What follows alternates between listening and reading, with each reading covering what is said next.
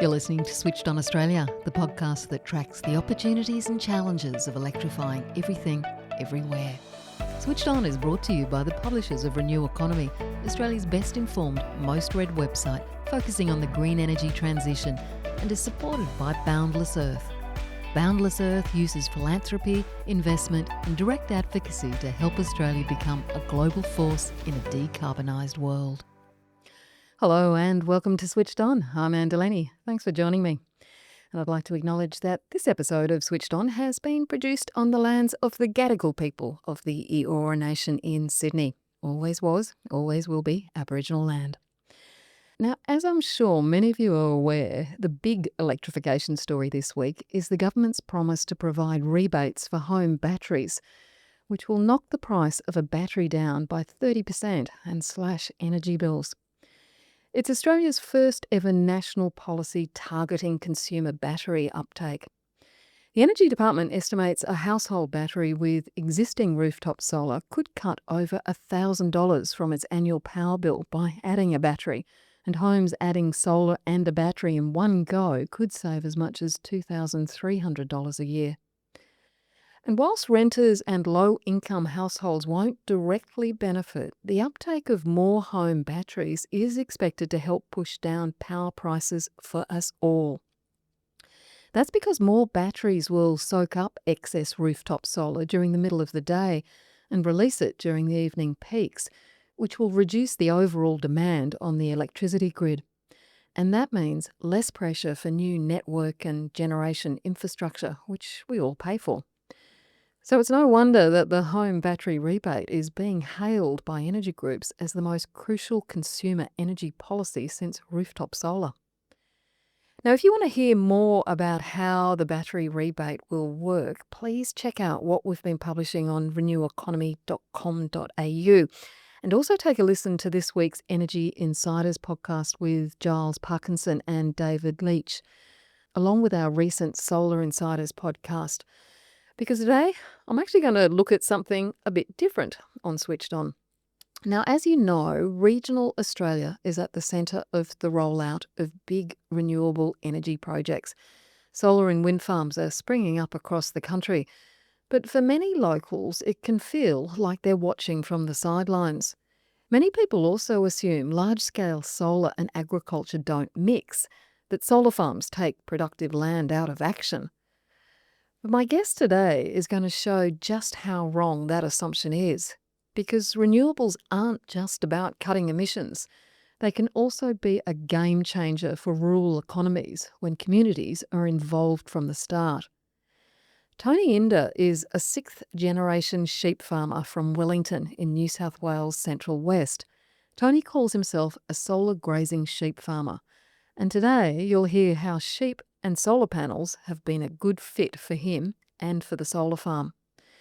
The story of how it all came about is really interesting. I started my discussion with Tony Inder by asking him what it is about sheep farming that he loves. I don't actually know. I love the feel of wool. I always have. I guess I just like handling sheep. Just a day in the sheep yards with sheep is probably one of my favourite days.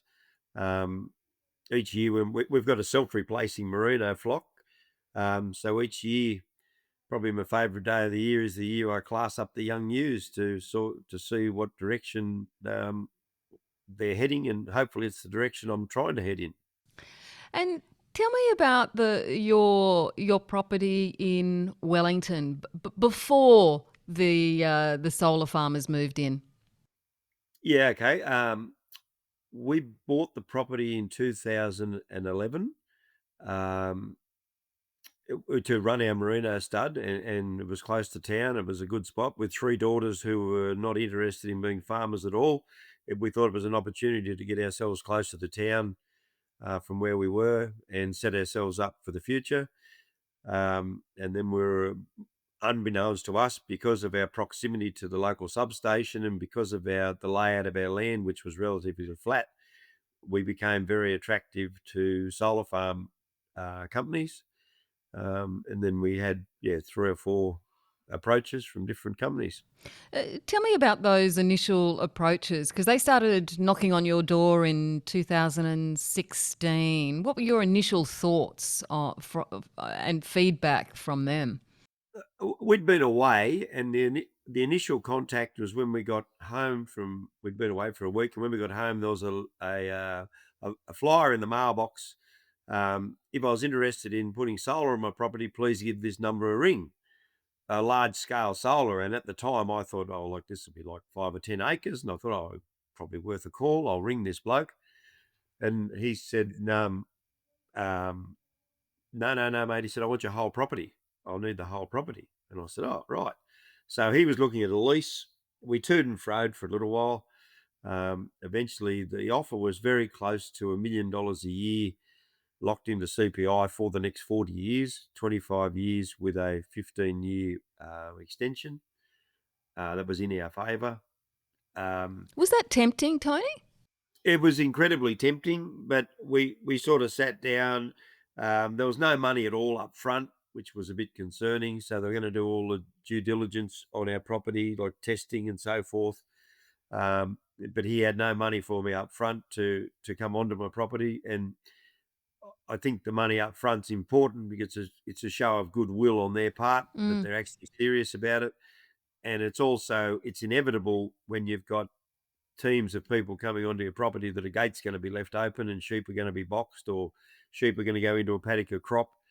And I think money up front probably covers the hurt of a crop being grazed when it's not supposed to be, or rams being let out with a mob of ewes when they're not supposed to be.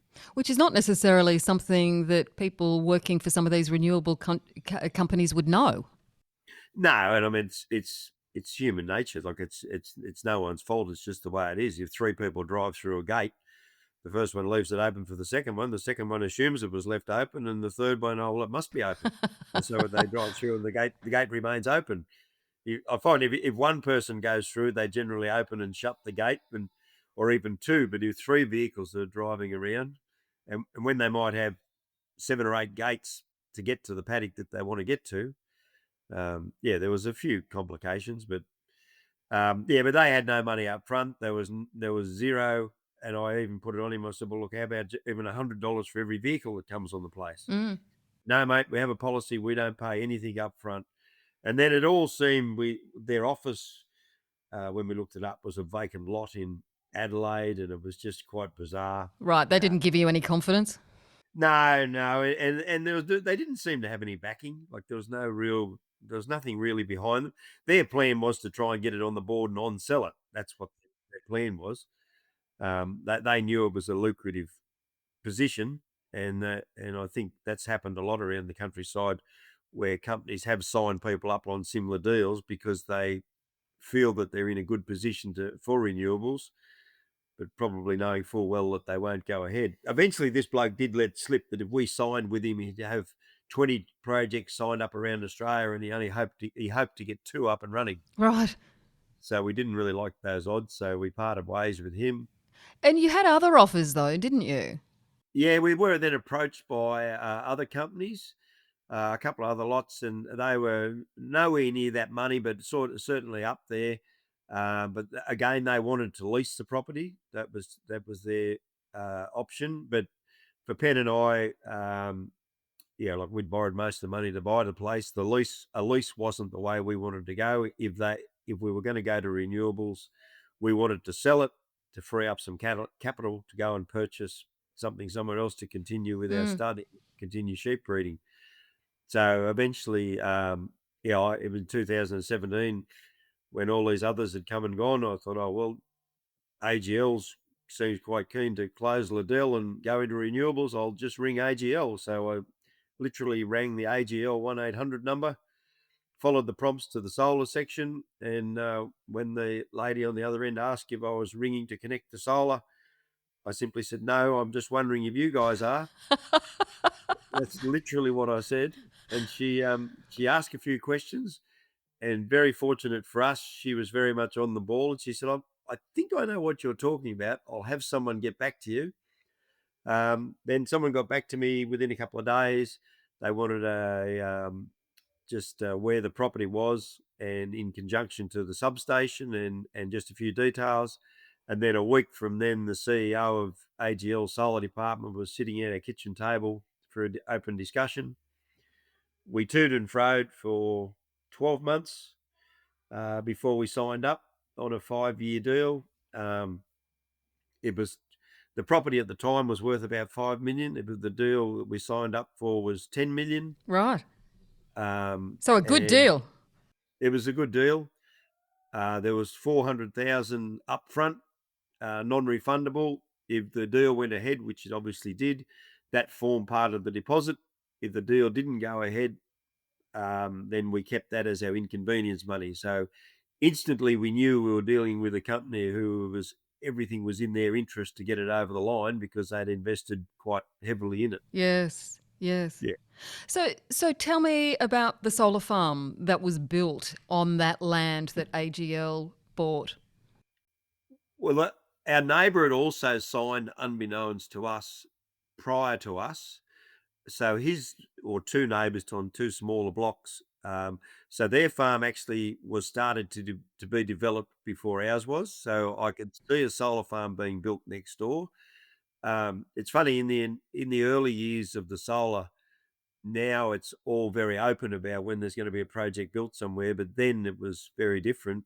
We had no contact whatsoever from the company that was building the one next door, and we had a Right. 4K a 4 kilometre boundary with them, and other than a few flyers that we saw around town, we had no direct contact with them whatsoever. That must create a lot of suspicion within communities.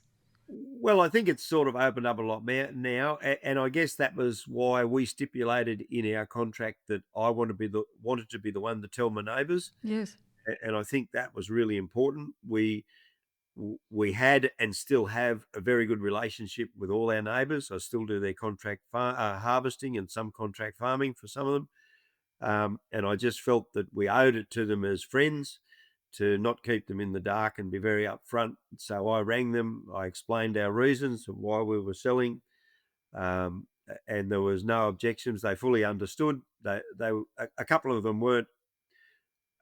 It wasn't what they were hoping for their neighbouring property to be, but they could see our reason. And in all honesty, if you're approached by someone and there's a project going to go ahead, you don't really have a choice, because if you say that no, they'll go to your neighbour and he'll say yes. Yes, yes. But the point that you're making there about that openness and that upfrontness and transparency seems to me to be really important, because in small communities like yours, in a lot of regional communities, that these new developments can put real cleavers down the middle of those communities, I would guess. Well, certainly, in other projects around our local area, there's families that have been friends for generations who are no longer friends anymore because of the secrecy around deals being done. Mm. We were very adamant from the start that we wouldn't be signing any confidentiality agreement. I said, if my neighbour or any of my mates ask me what's going on, I want the freedom to tell them. I'm not going to be bound by an agreement to keep you blokes happy. Yeah, I've got no intention of lying to my friends and my neighbours about what's happening on our property and in their district. Yes, that's really interesting. So tell me about the solar farm that gets built. So the one neighbouring us, it was built, and during just at that time, it was quite dry. We were just going through a bit of a dry phase. I could see under the panels that were being constructed, every time we got little showers, as you do when it's dry. There was green grass growing, and there was none on my side of the fence. So I just had a beer down at the local pub with the site manager at the time, and he was explaining to me that they were looking at mowing that project 6 times a year at a cost of $90,000 per mow. And I said, 90,000? per yeah 90,000 per mow to mow it. Like it's 400 hectare to mow. Yeah.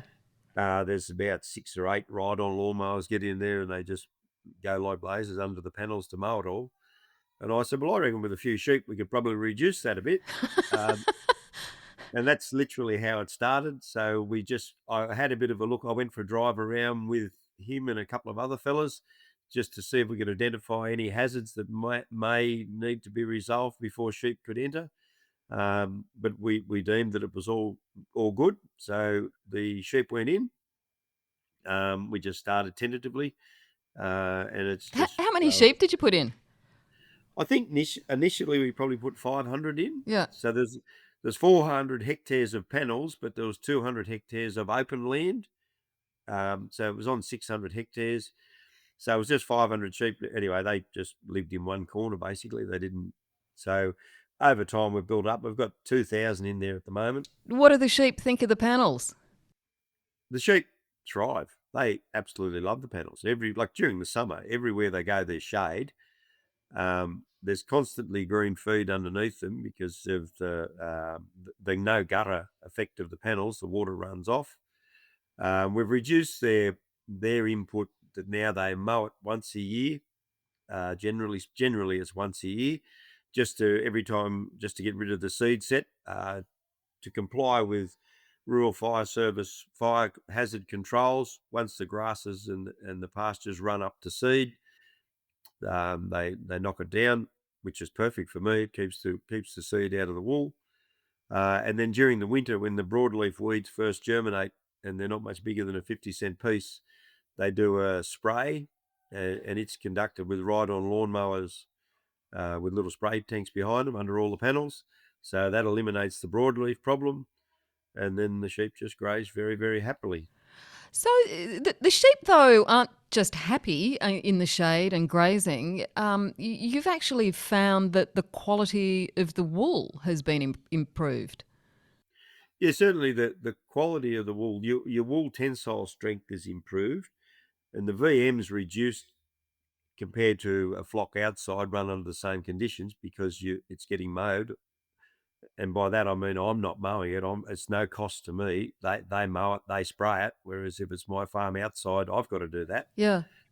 Yeah, and we did a trial. We had about 50 sheep that were a controlled mob that ran on similar grazing conditions outside the panels, Yeah. and we compared them to a random selection of 50 sheep from under the panels. And in the couple of years we did it, there was up to 20% increase in the wool cut. But I will emphasise that it definitely won't do that every year. That was just purely the season outside the panels was quite hard, but with a bit of runoff under the panels, it was quite good, which generally happens every year. Yeah. What I will say is that I doubt very much whether the sheep outside will ever outcut the sheep under the panels. Right, right.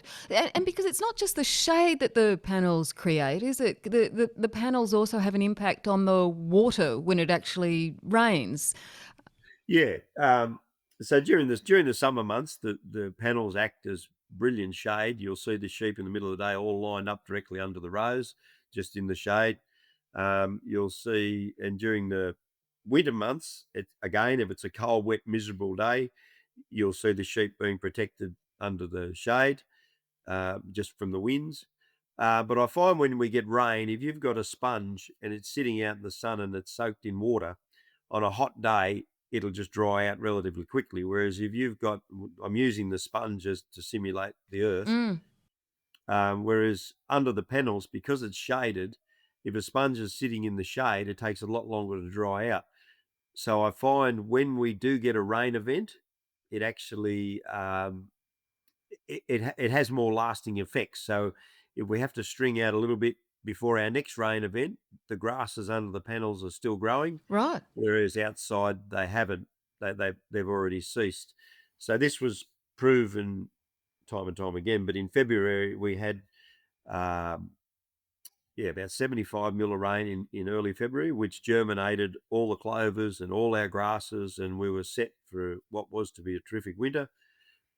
Then the hot weather over the next 3 weeks, all those grasses outside the panels just dried up and died as they ran out of moisture. The moisture was only shallow and it was just too hot for them. Whereas under the panels, because it was shaded and because they were there, um, the the plants were still alive. They were still growing. So when we did eventually get another fall of rain a couple of weeks ago, under the panels, within a week we had feed that sheep could graze on, whereas outside the panels, um, basically, it's starting again. It's just a two-leaf stage just popping out of the ground now. Yeah, yeah. So it's maximising the rainfall that you do get. It's the panels aren't Yeah, making it rain anymore. yeah, it certainly is not making it rain anymore, but it means your 5 and your 10 mil falls with the no gutter effect and the runoff of the panels, depending on whether it falls in the morning or the afternoon as to where it distributes it, and then the shade over the top. It's equivalent to a higher rainfall area because your very small amounts of rain, every single one of them is useful. Mm. Now, even like a big fog of a morning, you'll see the water dripping off the panels, and if it's dry, well, it's green where it runs off. Mm. Now, you mentioned that mustering the sheep on the solar farms can be a bit of a challenge. Is that because the sheep don't want to come out of the shade? Well, they don't want to come out of the shade, and they know that any sheep are a lot smarter than people think. They run under the panels. They know that where you can't get to, and that's where they'll head. The dogs have a few problems working out of the panels purely because they'll lose. Like our dogs are trained to go to the front and hold up the mob to bring the mob back to you. Whereas out in the open paddock, that works fine. But under the panels, if there's a slight undulation, the dogs will lose track of where the front of the mob of sheep are because they can't see them. Ah. So they might just cut through and they'll cut some off. So what I've found the most successful way is you be there in the dark and you literally wait till the sun comes up, till you've just got, well, not the sun's even up. That first light when you can just see about 200 meters, you start to move into position and you have your dogs ready and you catch them while they're napping. Right. And But we generally get about 70 or 80% out early, and then sort of by like 8:30 in the morning, the panels sit flat overnight, and then by 8:30 in the morning, the panels are tilted right over to catch the morning sun. And once they tilt over, that's absolutely pointless trying to muster. You can't see. The sheep can't walk between the rows. They can't walk under the panels because they go down a bit low, and they just graze differently. They sort of all branch off into different spots. yeah. Normally, I find sheep generally graze while there's plenty of feed.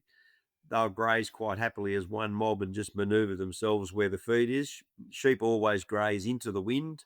So when you're mustering, you go to where the wind's heading to, and generally you'll find them in that area. But I just find under the panels, the mob can be grazing quite happily, and then every 15 minutes the panels tilt a little bit, and all of a sudden they look up and their mate's not there because the panel's tilted, and then they just wander off in a different direction. Right. So by day's end, rather than having a mob of 2,000, you've got mobs of 50 to 100 scattered basically all over it. Oh dear. But they always come home to roost, so they're always back at the sheep camp that night. So yeah, your Okay. first run through you'll get 70%, then you go back daylight the next morning, And you get the rest. you'll get a few more, and yeah, worst case scenario, 3 days you do get them all. Yeah. I've tried to go back in at lunchtime when the panels are flat again, but usually by then, if it's hot, they're under the panels. They're not coming out. They're very very comfortable standing in the shade, and they are. Yes. And just to explain that the panels are moving to track the sun, aren't they? Yes, yes. So the panels rotate with the sun. So morning's your best shot. Now, Tony, you obviously struck a good deal with AGL and also then with Lightsource BP, who Yep, took over the farm. yep. But do you think most farmers are tuned into what a good deal with the renewable energy companies is? No, no. I suppose, through my shearing career and then contract farming and harvesting, there's not many properties in our local district that I haven't worked for or worked on. And I did receive, probably over the last 3 years, I've received a lot of not anonymous calls, but calls that they've asked to keep private, that they've been approached by renewables because they want to do this and they want to do that. And I've just told them without getting into figures, how much money have they got money up front? Oh yeah, they're giving me a lot of money. They're giving me 5,000 a year. All right. Well, it's not That like that's nothing. that's Like not enough. that's not enough. You can Mm, do a lot better than that on mm. this. Yeah, if they want to tie your property up, because the first thing they do, they put a caveat over it, so you can't sell it even if you want to. Like there's a few things that happen that you need to be compensated for. At the time, our bank was our biggest. Like we were managing. We had quite a manageable debt. It was large, but it was manageable. And at the time, our bank was our hardest person to get to sign off on it, because what it essentially means is the bank can't sell you off. Like if things go bad financially, they can't. Oh, right. And they want that power just in case you have a really shocking season. Yeah, if you have a couple of shocking years in a row, and then outside investments that you might have don't sort of do as you'd want them to do, Mm. yeah, the bank. So we found the bank eventually did sign, but they weren't overly fussed about it, and that was the slowest part of our transaction, was getting our bank to approve it. Do you think the bank's a little bit more receptive now to what's happening and the move towards renewables? Yeah, definitely, definitely. Yeah, I think everyone's sort of little bit wiser to it now. I think then it was very new, and they thought they've got this client that's got a big debt, and they would just come out of or we're sort of still in the drought. How much more money is he going to need to borrow to get out of the drought, and are we going to be able to do it? Sell him up if things don't go the way we want it to go. But anyway, fortunately, everything did. I wasn't too worried, but the banks seemed to be. What do you think that farmers need who might be approached by renewable energy companies wanting to do something similar on their properties? What advice would you give them? And is there any additional sort of services to enable them to get a decent deal, but the renewable companies to also get what they need? It'd be really nice if there was somewhere you could go that was just a neutral, where you could go and you could hear the pluses and the minuses. Literally, when they come to your table to discuss it, there's always two. They know every single question before you ask it. Essentially, they're professional negotiators. Once you've signed off on the deal, you don't see them again, Mm. or rarely do you see them again. That's their role, is to answer all your questions and to get you over the line. Now, I'm not saying that they are deceitful in any way, but they're well in front of the questions you're asking. They already know the questions you're going to ask, and they've got the perfect answer. Whereas, and they can sort of steer a conversation around bumpy areas that you probably need to be exploring. Yeah, and I just think if there was like the energy hub that's proposed, if it was something like that set up where you could just go in and say, "This is what I've been proposed. Is it a good deal or is it not?" Initially, we went to our solicitor, who, as I said earlier, we'd bought and sold a number of properties over our careers to get to where we are. So we had a pretty good relationship with our solicitor, who handled all our property sales and purchases. And he was completely in the dark. He had no idea. He said, "Look, I've got some colleagues that may be able to help me. I'll chase it up for you." And he was really good. He really, really was really good to us. Yeah, he was the one that sort of set us back and said, "No, you can do better than this. This Mm. is." Yeah, but it's just a lot of unanswered questions, and a lot of, well, questions that you don't even know are questions at the time, and then you only find out that they're a question once you've signed up.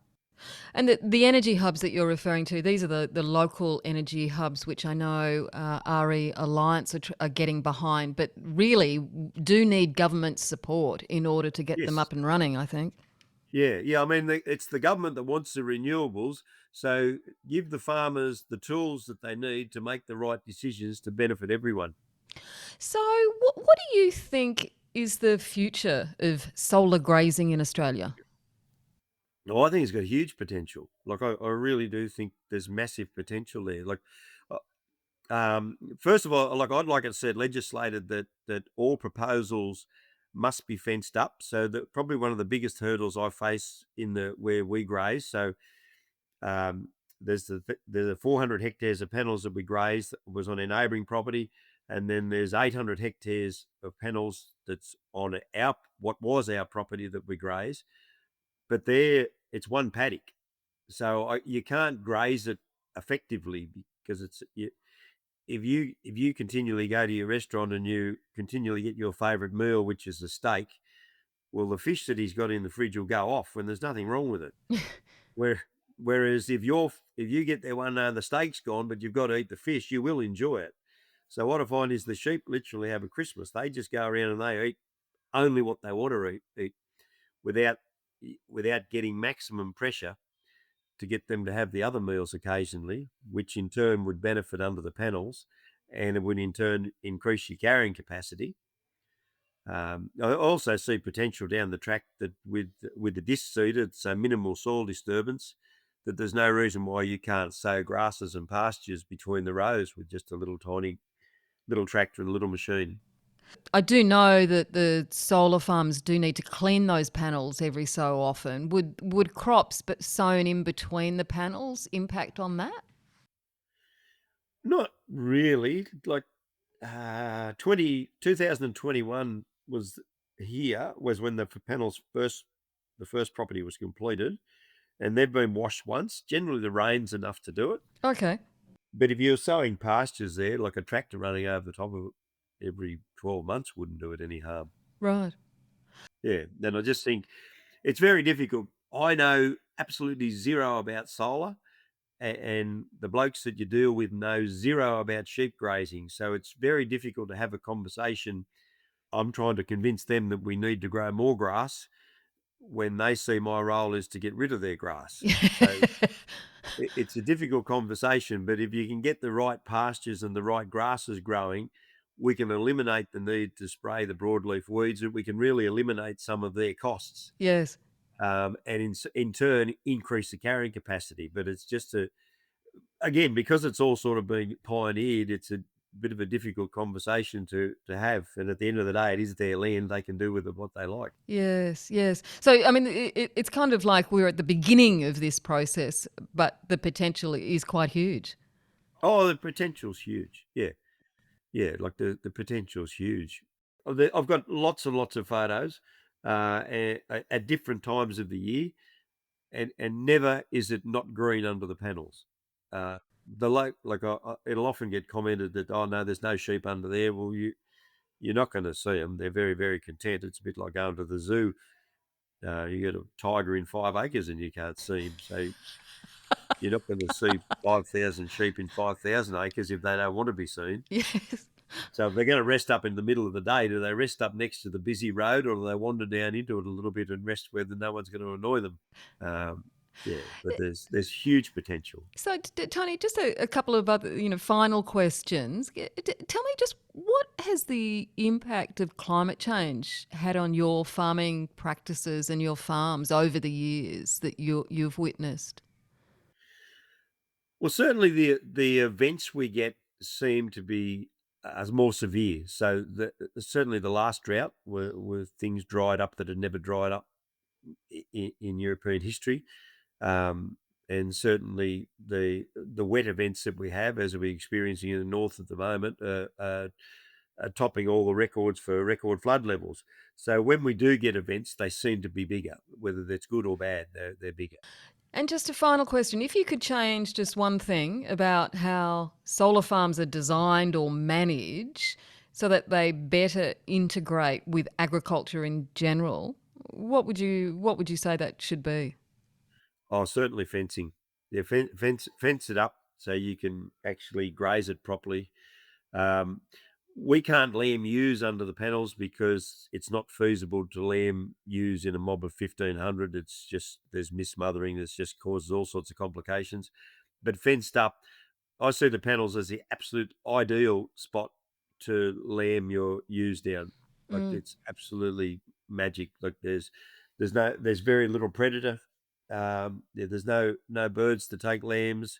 They can't get in under the panels to find them. Your foxes are easier controlled with the big fence around the outside, and your baiting programs. I would love the opportunity to lamb ewes down under the panels. I really think that you get really good results. Mm.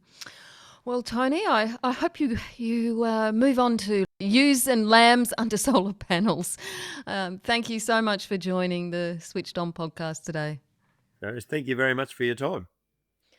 And Tony Inder is a sixth-generation sheep farmer from Wellington in New South Wales, proving that big renewables can be a game changer for rural communities when farmers like him and communities are involved from the start. That's it for Switched On for this week. I hope you can join me next time when we deep dive into more electrification, energy efficiency and consumer energy. I'm Anne Delaney. See you then.